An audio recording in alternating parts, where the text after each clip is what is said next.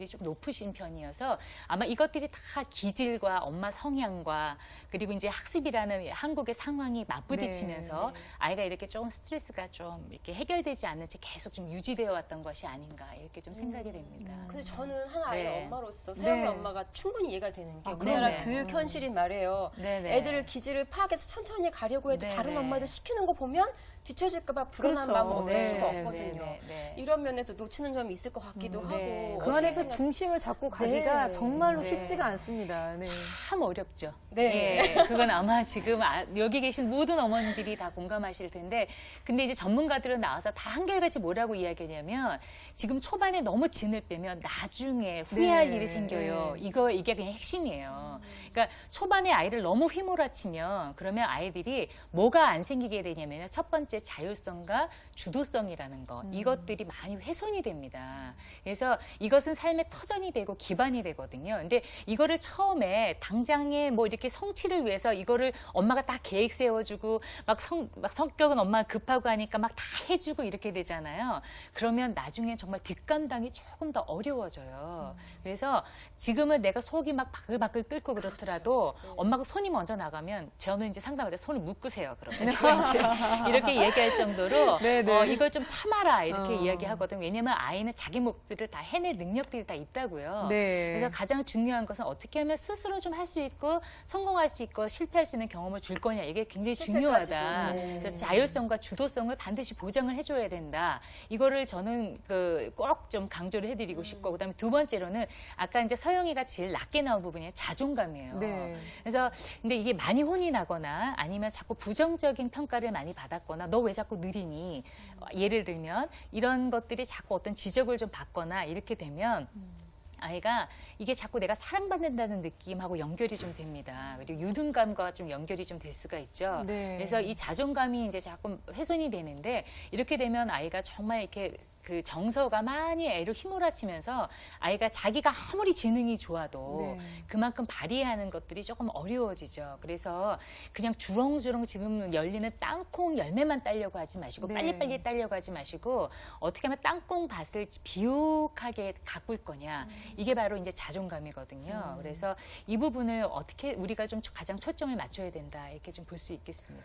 네, 그렇다면 일단은 이제 스트레스를 많이 받고 있는 서영이, 그리고 그 서영이를 바라보면서 또 내가 뭘 잘못하고 있는 거지 하고 스트레스를 받고 계시는 우리 어머니를 위해서 좀 솔루션을 주셨으면 좋겠어요. 하나하나 좀 살펴보죠, 선생님. 네, 그래서 첫 번째로 보면은 일단 아이에 대해서 좀 더 잘 이해하고 정서적인 면에 주목하라.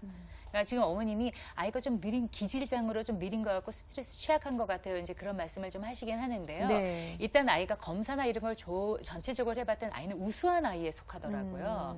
그러니까 어머님이 지금 뭐 얘가 조금 느리고 지금 뭐가 안 되는 것 같아서 그걸 너무 안달복달하고 하시면은 그러면 아이가 더 큰 거를 좀 놓치게 돼요. 그런데 뭐가 좀 떨어지냐면 약간 주의력이 좀 떨어지고요. 그 다음에 수행 능력이 좀 떨어지는데 그러면 주의력이 떨어질 때 우리가 뭘 봐야 되냐면 얘가 그럼 ADHD인가 이런 거 보거든요. 어머니도 괜히 또 놀라실까 봐 걱정돼요. 근데 그게 아니에요. 아닌데 특히 시각적인 것보다 청각적인 게 약간 떨어지는데 아까도 보면 엄마가 약간 큰 소리를 하니까 서영이가 자꾸 말을 못 알아듣는 듯 하면서 엄마 눈치 싹 보는 장면 혹시 보셨어요? 아까?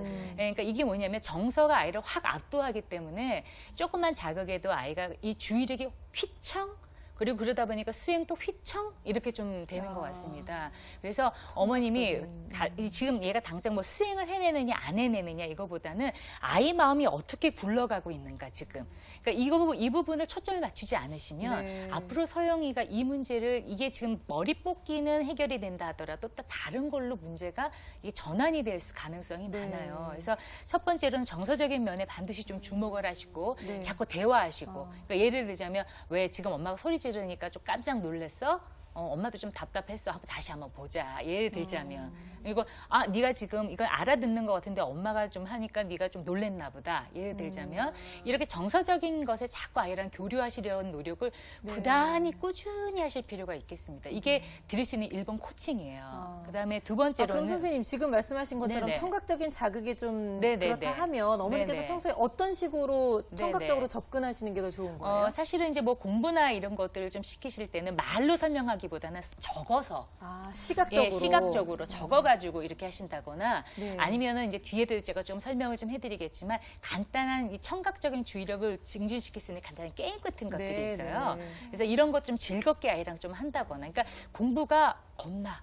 무서워. 이게 아니고, 어라? 재미있는 걸? 이런 느낌을 줄 수 있는 게 뭘까? 이제 그걸 좀 찾아 나가시는 것들이 이제 좀 필요하겠죠. 네. 자, 두 번째 네, 거 두 볼까요? 번째로는 머리카락 뽑는 습관에 대해서 자주 언급하거나 이제 좀 겁을 주지 않으시는 거 이게 좀 필요합니다. 그러니까 지금 사실 겁먹고 있거든요. 네. 서영이가요. 그러니까 이게 겁먹을 일은 아니에요. 그러다가 이게 좀 없어지기는 할 겁니다. 그래서 오히려 자꾸 이렇게 하니까 그리고 자꾸 뽑았어? 안 뽑았어? 그러니까 오늘 아침에는 어머님이 그렇지 않아도 왜 뽑니? 이렇게 이해했더니 거기 이렇게 모낭이 2인 줄 알고 뽑았어. 이렇게 아이가 이야기를 했다고.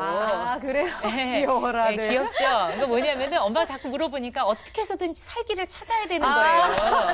네. 진짜 그 이유를 찾은 네, 거군요. 애가 그래서 이유를 나름대로. 나름